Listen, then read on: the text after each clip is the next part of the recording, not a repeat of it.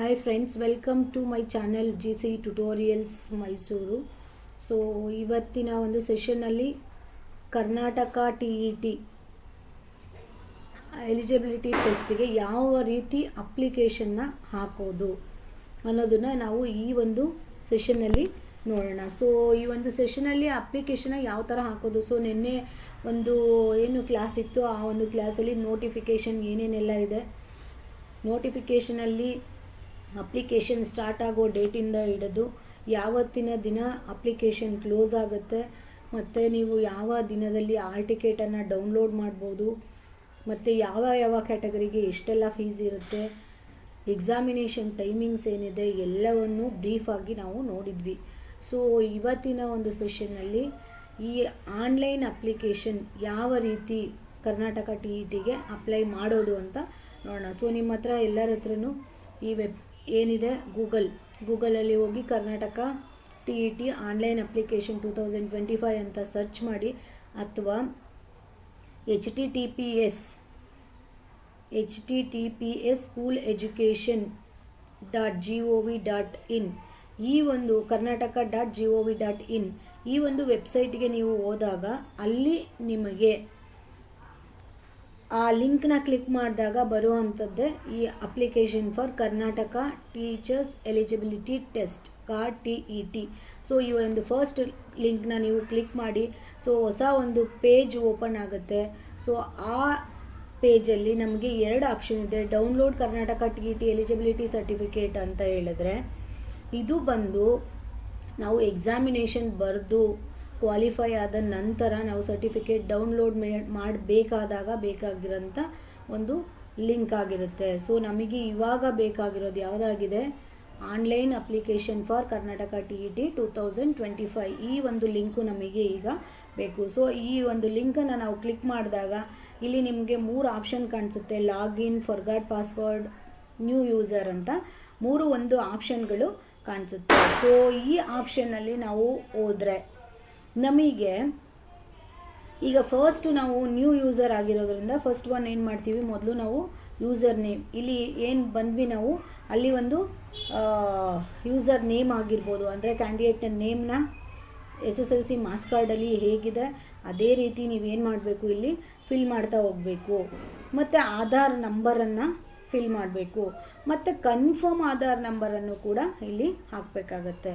ಅದಾದ ನಂತರ ನಿಮ್ಮ ಹತ್ತಿರ ರನ್ನಿಂಗ್ ಇರೋ ಅಂಥ ಯೂಸ್ ಮಾಡ್ತಾ ಇರೋ ಅಂಥ ಒಂದು ಮೊಬೈಲ್ ನಂಬರನ್ನು ಇಲ್ಲಿ ಎಂಟರ್ ಮಾಡಬೇಕಾಗುತ್ತೆ.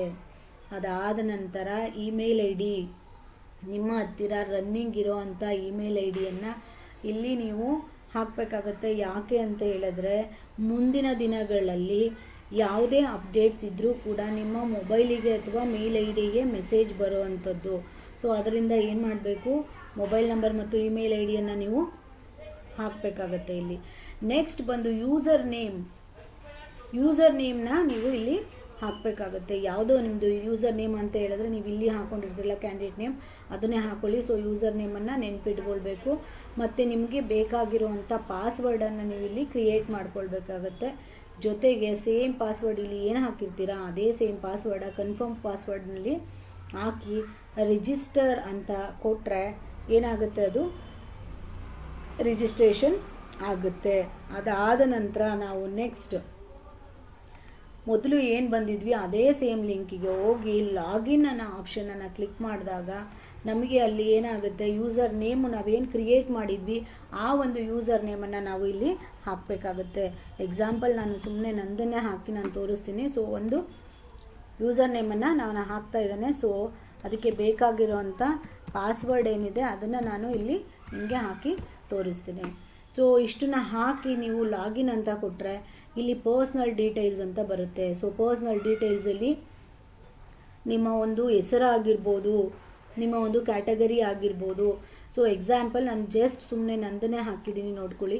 So name of the candidate ಹಾಕಿ, ಮತ್ತು ನಿಮ್ಮ ಒಂದು ಜೆಂಡರನ್ನು ಮೆನ್ಷನ್ ಮಾಡಿ, ತಂದೆ ಹೆಸರು ತಾಯಿ ಹೆಸರನ್ನು ಮೆನ್ಷನ್ ಮಾಡಿ, ಡೇಟ್ ಆಫ್ ಬರ್ತನ್ನು ಮೆನ್ಷನ್ ಮಾಡಿ, ಯಾವ ರಿಲಿಜಿಯನ್ಗೆ ಬರ್ತೀರಾ ನೀವು, ಯಾವ ಕ್ಯಾಟಗರಿಯಲ್ಲಿದ್ದೀರಾ, A3 B ಆ ಥರ ಯಾವ ಕ್ಯಾಟಗರಿ ಇದೆ ಅದನ್ನು ನೀವು ಮೆನ್ಷನ್ ಮಾಡಬೇಕಾಗುತ್ತೆ. ಜೊತೆಗೆ ನಿಮ್ಮ ಒಂದು ಆರ್ ಡಿ ನಂಬರನ್ನು ಕೂಡ ಇಲ್ಲಿ ಮೆನ್ಷನ್ ಮಾಡಿ, ಜೊತೆಗೆ ನಿಮ್ಮ ಅಡ್ರೆಸ್ ಏನಿದೆ ಆ ಒಂದು ಅಡ್ರೆಸ್ಸನ್ನು ಫಿಲ್ ಮಾಡಿ, ಮತ್ತು ಫಿಸಿಕಲಿ ಚಾಲೆಂಜ್ಡಾ ಅಲ್ವಾ ಅನ್ನೋದನ್ನು ನೀವು ಆಪ್ಷನ್ನ ಕ್ಲಿಕ್ ಮಾಡಿ.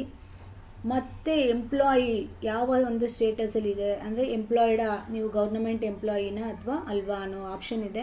ಎಸ್ ಅಂತ ಆದರೆ ನಿಮ್ಮ ಸ್ಕೂಲ್ ನೇಮನ್ನು ಮೆನ್ಷನ್ ಮಾಡಿ, ನೋ ಅಂತ ಆದರೆ ಜಸ್ಟ್ ಅದನ್ನು ಹಾಗೆ ಬಿಡೋ ಅಂಥದ್ದು. ಸೊ ಇಷ್ಟು ಡೀಟೇಲ್ಸು ನಿಮಗೆ ಇಲ್ಲಿ ಏನಾಗುತ್ತೆ ಈ ಒಂದು ಆಪ್ಷನಲ್ಲಿ ಇರುತ್ತೆ. ಪರ್ಸ್ನಲ್ ಡೀಟೇಲ್ಸ್ ಅಂತ ಬಂದಾಗ name of the candidate, father name, mother name, date of birth, ನಿಮ್ಮ ಒಂದು ರಿಲಿಜಿಯನ್, ಕ್ಯಾಟಗರಿ, ಕ್ಯಾಸ್ಟ್, ಒಂದು ಅಡ್ರೆಸ್, ಅದಾದ ನಂತರ ಸ್ಟೇಟ್ ಆಗಿರ್ಬೋದು, ಡಿಸ್ಟ್ರಿಕ್ಟ್ ಆಗಿರ್ಬೋದು, ನಿಮ್ಮ ಫಿಸಿಕಲಿ ಚಾಲೆಂಜ್ಡಾ ಅಥವಾ ಅಲ್ವಾ ಅನ್ನೋದು ಆಗಿರ್ಬೋದು, ಎಂಪ್ಲಾಯಿ ನೀವು ಗೌರ್ನಮೆಂಟ್ ಎಂಪ್ಲಾಯಿನ ಅಥವಾ ಅಲ್ಲ ಅನ್ನೋದು. ಇಷ್ಟು ಆಪ್ಷನ್ನ ನೀವು ಹಾಕಿದ ನಂತರ ಸೇವ್ ಅನ್ನೋ ಬಟನ್ನ ನೀವು ಕ್ಲಿಕ್ ಮಾಡಬೇಕಾಗುತ್ತೆ. ಜಸ್ಟ್ ಇದಾದ ನಂತರದಲ್ಲಿ ನೆಕ್ಸ್ಟ್ ಬಂದು ಎಜುಕೇಷನ್ ಡೀಟೈಲಿಗೆ ಬರ್ತೀರಾ. ಸೊ ಈ ಒಂದು ಎಜುಕೇಷನ್ ಡೀಟೈಲಲ್ಲಿ 10th ಸೆಲೆಕ್ಟ್ ಮಾಡಿದಾಗ ನಿಮ್ಗೇನು ಬರುತ್ತೆ, ಇಯರ್ ಆಫ್ ಪಾಸಿಂಗ್ ಯಾವುದು ಅಂತ ಬರುತ್ತೆ, ನಿಮ್ಮ ಒಂದು ರಿಜಿಸ್ಟ್ರೇಷನ್ ನಂಬರ್ ಬರುತ್ತೆ, ಯೂನಿವರ್ಸಿಟಿ ಬೋರ್ಡ್ ಯಾವುದು ಅಂತ ಬರುತ್ತೆ, ಅದ್ರ ಜೊತೆಗೆ ಪರ್ಸೆಂಟೇಜ್ ಎಷ್ಟು ಅಂತ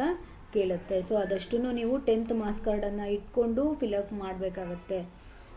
ತಪ್ಪಾಗಿ ಮಾಡಿದ್ರೆ ಯಾವುದೇ ರೀತಿಯಾದ ಎಡಿಟ್ಗೆ ಆಪ್ಷನ್ ಇರೋದಿಲ್ಲ. ನಾನು ನಿನ್ನೆ ನೋಟಿಫಿಕೇಷನ್ ಹೇಳುವಾಗೂ ಕೂಡ ಹೇಳಿದ್ದೇನೆ, ತಪ್ಪು ಮಾಹಿತಿಯನ್ನು ಅಪ್ಡೇಟ್ ಮಾಡಿದ್ದಲ್ಲಿ ಅಥವಾ ಹೆಚ್ಚುವರಿ ನಾನೇನಾದರೂ ಆ್ಯಡ್ ಮಾಡಬೇಕು ಅಂತ ಹೇಳಿದ್ರು ಕೂಡ ಯಾವುದೇ ರೀತಿಯಾದಂಥ ಆಪ್ಷನ್ ಇರೋದಿಲ್ಲ ಎಡಿಟ್ಗೆ. ಜೊತೆಗೆ ನೀವು ಕಟ್ಟಿರೋವಂಥ ಅಮೌಂಟು ರೀಫಂಡ್ ಕೂಡ ಆಗೋದಿಲ್ಲ. ಸೊ ಇದನ್ನು ನೆನ್ಪಿಟ್ಕೊಳ್ಳಿ. ನೆಕ್ಸ್ಟು ಇಲ್ಲಿ ನೀವೇನು ಇಯರ್ ಆಫ್ ಪಾಸಿಂಗ್ ಇರ್ಬೋದು, ನಿಮ್ಮ ರಿಜಿಸ್ಟ್ರೇಷನ್ ನಂಬರ್ ಇರ್ಬೋದು, ಯೂನಿವರ್ಸಿಟಿ ಬೋರ್ಡ್ ಇರ್ಬೋದು, ಪರ್ಸೆಂಟೇಜ್ ಇರ್ಬೋದು, ಇಷ್ಟನ್ನು ಕ್ಲಿಕ್ ಮಾಡ್ತೀರಾ. ಸೊ ಡಿಗ್ರಿಗೆ ಏನು ಮಾಡ್ತೀರಾ, ಅಡ್ಮಿಷನ್ ಇದು ಒಂದು ಎಕ್ಸ್ಟ್ರಾ ಕಾಲಮ್ ಇದೆ. ಸೊ ನೇಮ್ ಆಫ್ ಯಾವ ಇಯರಲ್ಲಿ ನೀವು ಅಡ್ಮಿಷನ್ ಆಗಿದ್ರಿ ಅನ್ನೋದನ್ನು ಕೂಡ ಅಲ್ಲಿ ಎಂಟ್ರಿ ಮಾಡಬೇಕು. ನೆಕ್ಸ್ಟು ಯಾವ ವರ್ಷ ಪಾಸ್ ಆಗಿದ್ದೀರಾ, ಮತ್ತು ರಿಜಿಸ್ಟ್ರೇಷನ್ ನಂಬರ್, ಯೂನಿವರ್ಸಿಟಿ. ನೆಕ್ಸ್ಟ್ ಇಲ್ಲಿ ಏನು ಮಾಡಬೇಕು, ಸೆಲೆಕ್ಟ್ ಮಾಡಿ ನಿಮ್ಮ ಒಂದು ಕಾಂಬಿನೇಷನ್ ಯಾವುದು ಅನ್ನೋದನ್ನು ಸೆಲೆಕ್ಟ್ ಮಾಡಿ. ನೆಕ್ಸ್ಟ್ ಇಲ್ಲಿ ಪರ್ಸೆಂಟೇಜನ್ನು ಹಾಕಿ ಸೇವ್ ಅಂತ ಕೊಟ್ಟರೆ ಅಲ್ಲಿಗೆ ಆ ಒಂದು ಸ್ಟೆಪ್ ಏನಾಗುತ್ತೆ, ಸೇವ್ ಆಗುತ್ತೆ. ಸೊ ನೆಕ್ಸ್ಟ್ ಬಂದು ಟೀಚರ್ಸ್ ಎಜುಕೇಷನ್ ಏನಾಗಿದೆ. ಸೊ ನೀವು ಇಲ್ಲಿ 2 years diploma in elementary education ಮಾಡಿದ್ದೀರಾ, ನಿಮ್ಮ ಇಲ್ಲಿ ಇರೋ ಅಂಥ ಯಾವುದು ನಿಮಗೆ ಸೂಟೇಬಲ್ ಆಗುತ್ತೆ ಆ ಒಂದು ಬಾಕ್ಸನ್ನು ನೀವು ಕ್ಲಿಕ್ ಮಾಡಿ. ಸೊ ನೀವು ಇಲ್ಲಿ ಏನೋ ಒಂದು ಇವಾಗ ಎಕ್ಸಾಂಪಲ್ ನಾನು ಒಂದು ಹಾಕ್ತೇನೆ. ಸೊ 1 ಅಥವಾ 2 year ಬ್ಯಾಚುಲರ್ ಎಜುಕೇಷನ್ ಅಂತ ಹಾಕಿದ್ದೀವಿ ಅಂತ ಹೇಳಿದ್ರೆ, ಸೊ ಇಲ್ಲಿ ಏನು ಬರುತ್ತೆ ನಿಮಗೆ, ಈಗ ಮಾಡ್ತಾ ಇದ್ದೀರಾ ಅಥವಾ ಆಗಿದೆಯಾ ಅದು ಒಂದು ಆಪ್ಷನ್ ಬರುತ್ತೆ. ನೆಕ್ಸ್ಟ್ ಅದಾದಮೇಲೆ ಯಾವ ಒಂದು ಡಿಸ್ಟ್ರಿಕ್ಟಲ್ಲಿ ಮಾಡಿದ್ದೀರಾ, ನೆಕ್ಸ್ಟ್ ಬಂದು ಅದು ಏಡೆಡಾ ಅನ್ಏಡೆಡಾ, ನೀವು BEd ಮಾಡಿರುವಂಥ ಕಾಲೇಜು ಅದಷ್ಟು ಕಾಲೇಜು ಇನ್ಸ್ಟಿಟ್ಯೂಷನ್ನು ಮತ್ತು ಅಥವಾ ನೇಮ್ ಆಫ್ ದ ಇನ್ಸ್ಟಿಟ್ಯೂಷನ್ನ ಮಾಡಬೇಕಾಗುತ್ತೆ, ಇಯರ್ ಆಫ್ ಅಡ್ಮಿಷನ್ ಹಾಕಬೇಕಾಗುತ್ತೆ, ಇಯರ್ ಆಫ್ ಪಾಸಿಂಗ್ ಆಗಬೇಕಾಗುತ್ತೆ, ಮತ್ತು ಪರ್ಸೆಂಟೇಜು ಹಾಕಬೇಕಾಗುತ್ತೆ. ಇದಿಷ್ಟು ಆಪ್ಷನ್ ಇರುತ್ತೆ. ಇಫ್ ಯು ಆರ್ ಪಾಸ್ಟ್ ಅಂತ ಹೇಳಿದ್ರೆ ಪಾಸ್ ಆಗಿದ್ದೀನಿ ಅಂತ ಹಾಕಬೇಕು, ಇನ್ನು ಓದ್ತಾ ಇರೋರಾಗಿದ್ದರೆ ಪರ್ಸ್ಯೂವಿಂಗ್ ಅಂತ ಹಾಕಬೇಕಾಗುತ್ತೆ. ಇದಿಷ್ಟು ನಿಮ್ಮ ಒಂದು ಈ ಸ್ಟೇಜಲ್ಲಿ ಇರ್ತಕ್ಕಂಥದ್ದು. ನೆಕ್ಸ್ಟು ಆಟೋಮೆಟಿಕ್ಕಾಗಿ ಸೇವ್ ಬಟನ್ ನೋಡಿರಿ, ಅದಷ್ಟು ಸೇವ್ ಪೇಪರ್ ತೊಗೊಳುತ್ತೆ. ನೆಕ್ಸ್ಟ್ ಬಂದು ಎಲಿಜಿಬಿಲಿಟಿ ಟೆಸ್ಟ್. ಸೊ ಯಾವ ಒಂದು ಡಿಸ್ಟಿಕ್ನಲ್ಲಿ ಬೇಕು ಅನ್ನೋದನ್ನು ನೀವು ಇಲ್ಲಿ ಕೇಳಬೇಕಾಗುತ್ತೆ. ಸೊ ಅದನ್ನು ನೀವು ಯಾವ ಒಂದು ಡಿಸ್ಟಿಕ್ ಬೇಕು ಅನ್ನೋದನ್ನು ಸೆಲೆಕ್ಟ್ ಮಾಡ್ಕೊಳ್ಳಿ. Next appearing for the first and second paper, both papers 1 and 2 ಅಂತ ಹೇಳಿದ್ರೆ, ಇಲ್ಲಿ ಏನು ಪೇಪರ್ 1 ಅಥವಾ ಪೇಪರ್ 2ಗೆ ನೀವು ಎಕ್ಸಾಮ್ನ ಎರಡಕ್ಕೂ ಕೂಡ ನಾವು ಕಂಡಕ್ಟ್ ಮಾಡಬೇಕು ಅನ್ನೋದೇ ಆದರೆ ನಿಮ್ಮ ಹತ್ತಿರ ಏನಾಗಿರುತ್ತೆ, ನೀವು ಈಗ ಪೇಪರ್ 1 ಮತ್ತು ಪೇಪರ್ 2 ಎರಡೂ ಎಕ್ಸಾಮ್ನ ನಾನು ಬರಿತೀನಿ ಅಂತ ಹೇಳಿದ್ರೆ ಅದಕ್ಕೆ ಪರ್ಟಿಕ್ಯುಲರ್ ಆಗಿ ಪ್ರತ್ಯೇಕವಾಗಿ ಫೀಸನ್ನು ನೀವು ಕಟ್ಟಬೇಕಾಗತ್ತೆ. ಸೊ ಆ್ಯಕ್ಚುಯಲ್ ಆಗಿ ಏನಂತ ಹೇಳಿದ್ರೆ BEd ಆದವರಿಗೆ ಸುಪ್ರೀಂ ಕೋರ್ಟ್ ಆದೇಶದಂತೆ ಏನು ಈ TET ಫಸ್ಟ್ ಪೇಪರನ್ನು ಬರೆಯೋದಕ್ಕೆ ಎಲಿಜಿಬಲ್ ಅಲ್ಲ, ಅವರು they are not eligible to take the first paper ಅಂತ ಯಾವುದ್ರ ಮುಖಾಂತರ ಆಗಿರೋದಿದು, ಸುಪ್ರೀಂ ಕೋರ್ಟ್ ಆದೇಶದಂತೆ ಈ ಪೇಪರ್ 1 ಬರೆಯೋದಕ್ಕೆ BEd ಆಗಿರೋರಿಗೆ ಎಲಿಜಿಬಿಲಿಟಿ ಇರೋದಿಲ್ಲ.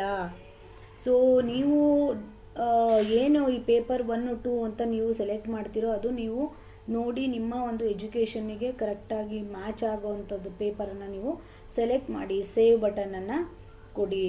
ಸೊ ನೆಕ್ಸ್ಟ್ ಬಂದು ಸೇವ್ ಆದ ನಂತರ ನೆಕ್ಸ್ಟ್ ಸ್ಟೇಜ್ ಬಂದು ಫೋಟೋ ಸಿಗ್ನೇಚರ್. ಈ ಫೋಟೋ ಎಷ್ಟು KB 50 KB ಎಷ್ಟು ಫೋಟೋ ಏನಾಗಿರಬೇಕು, ಅದರ ಒಂದು ನೀವು ಸ್ಕ್ಯಾನ್ ಮಾಡಿದ್ರೆ ಅದರ ರೆಸೊಲ್ಯೂಷನ್ 50 KB ಒಳಗಡೆ ಇರಬೇಕು. ಮತ್ತು ಸಿಗ್ನೇಚರ್ ಬಂದು 40 KB ಒಳಗಡೆ ಇರಬೇಕು. ಇದನ್ನು ನಿನ್ನೆ ನಾನು ನೋಟಿಫಿಕೇಷನಲ್ಲಿನೂ ಕೂಡ ಹೇಳಿದ್ದೀನಿ. ಸೊ ಇದಿಷ್ಟು ನಿಮಗೆ, ಮತ್ತು ಇದು ಒಂದು ಬ್ಲ್ಯಾಕ್ ಅಥವಾ ಬ್ಲೂ ಬಾಲ್ ಪೆನ್ನಲ್ಲಿ ಮಾಡಿರೋವಂಥ ಒಂದು ಸಿಗ್ನೇಚರ್ ಆಗಿರಬೇಕು. ಇದಿಷ್ಟು ನಿಮಗೆ ಫೋಟೋ ಸಿಗ್ನೇಚರ್ ಬಗ್ಗೆ ಆಗಿದೆ. ನೆಕ್ಸ್ಟ್ ಬಂದು ಡಿಕ್ಲರೇಷನ್.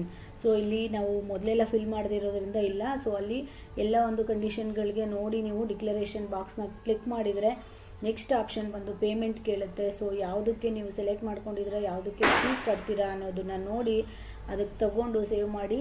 ನೆಕ್ಸ್ಟ್ ಪೇಮೆಂಟ್ ಆಪ್ಷನ್ ಮುಗಿದ ಮೇಲೆ ಬರೋ ಅಂಥ ಏನು ರೆಸಿಪ್ಟ್ ಇರುತ್ತೆ ಅದನ್ನು ಒಂದು ಪ್ರಿಂಟ್ ತಗೊಳ್ಳಿ. ಸೊ ಪ್ರಿಂಟನ್ನು ತೆಗೆದು ಇಟ್ಕೊಂಡು ನಿಮಗೆ ಮುಂದಿನ ಒಂದು ಹಾಲ್ ಟಿಕೆಟ್ ತೆಗಿಯೋವಾಗಿರ್ಬೋದು, ಬೇರೆ ಬೇರೆ ಸಂದರ್ಭಗಳಲ್ಲಿ ಈ ಒಂದು ಪ್ರಿಂಟೌಟ್ ಏನಾಗುತ್ತೆ ಉಪಯೋಗ ಆಗುತ್ತೆ. ಸೊ ಅದಾದ ನಂತರ ನೀವು ತುಂಬ ಹುಷಾರಾಗಿ ಲಾಗೌಟ್ ಮಾಡಬೇಕು. ನಿಮ್ಮ ಯೂಸರ್ ID ಪಾಸ್ವರ್ಡನ್ನು ಯಾವುದೇ ಫ್ರೆಂಡ್ಸ್ ಆಗಲಿ ಯಾರ ಜೊತೆಗೂ ಶೇರ್ ಮಾಡೋದು ಬೇಡ. ಇದಿಷ್ಟನ್ನು ಹೇಳ್ತಾ ಇದ್ದೇನೆ. ಸೊ ಇಷ್ಟೆಲ್ಲವನ್ನು ನೋಡಿ ನಿಮಗೆ ಕಂಟೆಂಟ್ ಇಷ್ಟ ಆಗಿದೆ ಅಥವಾ ಇದ್ರ ಬಗ್ಗೆ ಇನ್ನೊಂದಷ್ಟು ಡೀಟೇಲ್ಸ್ ಎಲ್ಲ ಬೇಕು, ಎಕ್ಸಾಮ್ ತನಕ ಅಪ್ಡೇಟ್ಸ್ ಬೇಕು ಅನ್ನೋದಿದ್ರೆ ನಮ್ಮ ಚಾನಲ್ನ ಇನ್ನೂವರೆಗೂ ಯಾರೆಲ್ಲ ಸಬ್ಸ್ಕ್ರೈಬ್ ಮಾಡಿಲ್ಲ ದಯವಿಟ್ಟು ಸಬ್ಸ್ಕ್ರೈಬ್ ಮಾಡಿ, ಬೆಲ್ ಬಟನ್ನ ಹಿಟ್ ಮಾಡಿ, ಆಲ್ ಅನ್ನೋ ಆಪ್ಷನನ್ನು ಸೆಲೆಕ್ಟ್ ಮಾಡ್ಕೊಳ್ಳಿ. ಸೊ ನಮ್ಮ ಚಾನಲ್ ಬಂದು GC ಟ್ಯುಟೋರಿಯಲ್ಸ್ ಮೈಸೂರು. ಸೊ ಈಗ ಆಲ್ರೆಡಿ ನಿಮಗೆ ಕನ್ನಡಕ್ಕೆ ಸಂಬಂಧಪಟ್ಟಂತೆ ಗ್ರಾಮರ್ ಪಾಯಿಂಟ್ಸ್ಗಳಾಗಿರ್ಬೋದು, ಗ್ರಾಮರ್ ಕ್ಲಾಸ್ಗಳು, ಅದರ ಜೊತೆಗೆ ಕರ್ನಾಟಕ TETಗೆ ಸಂಬಂಧಪಟ್ಟಂಥ ಕ್ಲಾಸ್ಗಳಾಗಿರ್ಬೋದು, ಸೈನ್ಸ್ ಕ್ಲಾಸ್ಗಳಾಗಿರ್ಬೋದು, ಎಲ್ಲ ಕ್ಲಾಸ್ಗಳು ನಮ್ಮ ಚಾನಲ್ನಲ್ಲಿ ಅವೈಲೇಬಲ್ ಇದೆ. ಅದನ್ನು ಉಪಯೋಗ ಮಾಡ್ಕೊಳ್ಳಿ. ಉಪಯೋಗ ಆದರೆ ನಮ್ಮ ಚಾನಲ್ನ ಸಬ್ಸ್ಕ್ರೈಬ್ ಮಾಡೋದು ಮರಿಬೇಡಿ. ಓಕೆನಾ? Thank you. Have a nice day. Bye.